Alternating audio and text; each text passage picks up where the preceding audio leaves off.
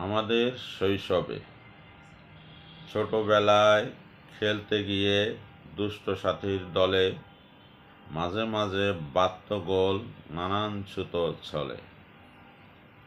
কিলচাপড়ের যুদ্ধ হতো, খেতাম যদি মার, বাড়ি ফিরে নালিশ করা হতই না কো আর।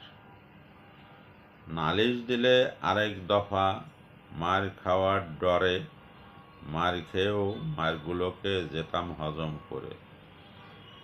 ভুল সাথীদের বর্জন করা তখন হতেই শিখি, গুরুজনের শাসনভীতি কাজ দিয়েছে ঠিকই। সেই শাসনের কথা যারা মানছে নুয়ে শির, তারাই আজি মহান মানুষ, সর্বজয়ী বীর। অসৎসঙ্গ বর্জন করো, সজ্জনেরে মানো, তাতেই জীবন ধন্য হবে, এটাই সত্য জানো।